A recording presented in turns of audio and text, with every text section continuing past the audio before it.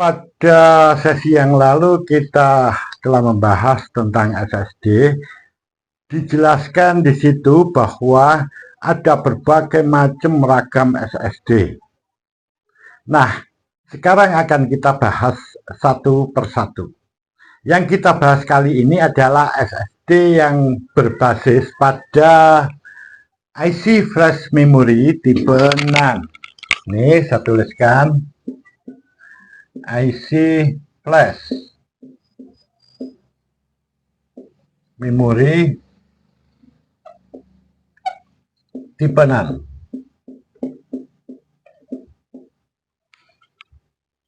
Kita tidak membahas SSD yang menggunakan IC tipe lain.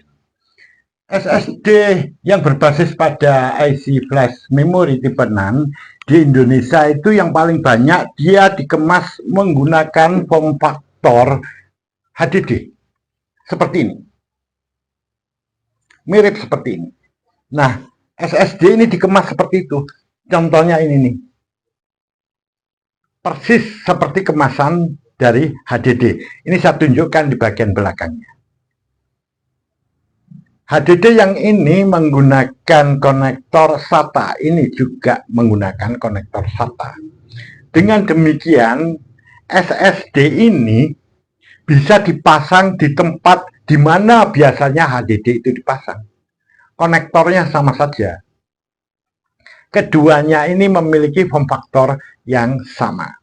Nah, sekarang kita akan membahas bagian-bagian dari SSD itu sendiri. Teknisi mohon dibuka. Nah, sambil menunggu ini, saya jelaskan sedikit. Ini ada IC flash memory tipe NAND. NAND itu singkatan dari not N ya. Ini kalau Anda semua pernah belajar tentang gerbang logika, pasti tahu ini. Selain NAND itu ada NOR. NOR itu not N. Kalau NAND itu not N ya. Jadi nanti ada tipe-tipe yang semacam itu. Baik yang tipe NAND maupun tipe NOR itu memang banyak digunakan di komputer. Yang kita bahas sekarang ini adalah yang tipe NAND itu sendiri. Nah, udah. Ya, ini contohnya. Nah, ini sudah dibuka ya. Terima kasih ya, Mas Teknisi ya. Ya, ini bagian-bagiannya secara fisik. Yang saya pegang ini adalah case-nya. Yaitu case artinya wadah ya. Ini case-nya. Saya tuliskan di sini case artinya wadah. Wadah ini berfungsi untuk mengemas bagian dalam SSD itu sendiri. Tujuannya nanti agar mudah dipasangkan di sebuah komputer. Sekaligus dia melindungi SSD itu sendiri. Nah, bagian fisik yang kedua adalah konektor. Ini ada konektor yang langsung tersambung ke komputer. Di sini ada dua bagian konektor. Yang panjang ini, yang lebar ini adalah konektor power. Sedangkan yang pendek ini adalah konektor untuk jalur data. Jadi, saya tuliskan di sini konektor. Konektor jalur power ini. Sebentar ya, saya berdiri ya, capek kalau kayak gitu. Power dan data. Nah, kemudian ada bagian fisik yang lainnya di sini adalah controller. Yang saya tunjukkan chip kecil di atas ini adalah controller. Mungkin dari sini kelihatan ya? Kelihatan. Ya, yang kecil ini. Yang kecil ini. Ini adalah controller. Saya tuliskan dulu.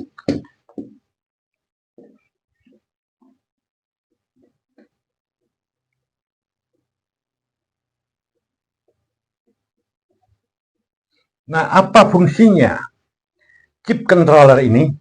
Chip controller ini berfungsi untuk mengontrol, mengendalikan keluar masuknya data ke dalam SSD itu sendiri. Termasuk dialah yang bertanggung jawab untuk membaca dan menulis data pada chip-chip atau IC, maaf bukan chip ya, IC penyimpan data ini. Jadi ini tugas utama daripada chip controller itu. Nah, bagian yang bawah ini adalah IC memory.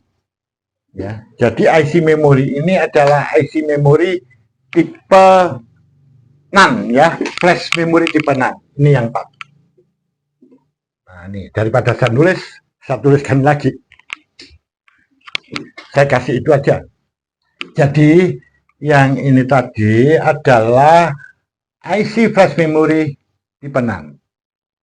Fungsi daripada IC flash memory tipe NAND ini adalah untuk menyimpan data. Menyimpan data secara permanen ya. Kalau kita bandingkan, IC memori ini mirip dengan IC memori yang ada pada memori utama atau RAM. Mirip sekali. Perbedaannya, kalau yang di RAM ini sifatnya volatil, data yang tersimpan di dalamnya itu mudah hilang, yaitu ketika listrik mati, maka seluruh datanya akan hilang. Sedangkan ini non-volatil, dia bisa menyimpan data walaupun komputer telah dimatikan, menyimpan data secara permanen di sini. Ya, di sini ada kalimat volatil. Nih. Artinya mudah menguap. Yang dimaksud mudah menguap, data yang ada di dalamnya ini akan hilang jika tidak mendapatkan pasokan listrik. Ya, kalau yang IC flash memory tipe NAND, saya ulang lagi, dia bersifat non volatil. Dia dapat menyimpan data secara permanen di dalamnya walaupun tidak mendapatkan aliran listrik. Nah, ini adalah bagian pokok secara fisik yang ada di dalam SSD. Dan ini adalah SSD yang kelas ekonomi, yang berharga murah. Untuk SSD yang kelas high-end, yang berharga mahal, itu ada 2 komponen tambahan lagi. Nah, ini batuk ya. Yaitu IC buffer. Ini.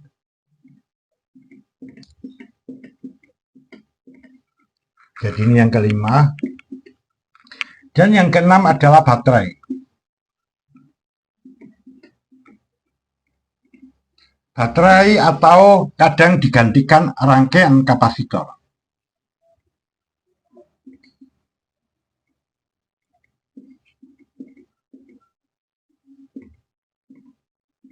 Masih terlihat ya? Masih. Kameramen? Ya. Jadi pada SSD yang kelas atas atau kelas high-end itu ada tambahan 2 komponen lagi, yaitu IC buffer dan baterai atau rangkaian kapasitor. Apa fungsi daripada IC buffer? Kebetulan di sini nggak ada ya, ini nggak memiliki IC buffer ini. Jadi nanti ada IC semacam ini, mirip kayak begini, jadi mirip seperti punyanya RAM ini IC-nya. Nah, itu ada di sini. Dia berfungsi untuk menerima atau menampung data yang berasal dari komputer, sifatnya sementara. Nanti data ini akan dikirimkan ke memori penyimpan data. Dan IC buffer itu adalah jenis DRAM ya, dynamic RAM, dan bersifat volatil juga sih di situ. Nanti kalau dia nggak dapat listrik, dia juga akan mati, sama. Nah, kemudian baterai. Jadi di sini ada rangkaian baterai. Jadi di sini nanti ada baterai. Gitu. Kalau bukan baterai, ada rangkaian kapasitor. Di sini nih. Fungsinya apa? Dia fungsinya adalah untuk memberikan suplai daya listrik ke IC buffer ini. Nah, itu bagian-bagian fisik daripada SSD. Lantas, bagaimana cara kerjanya ini?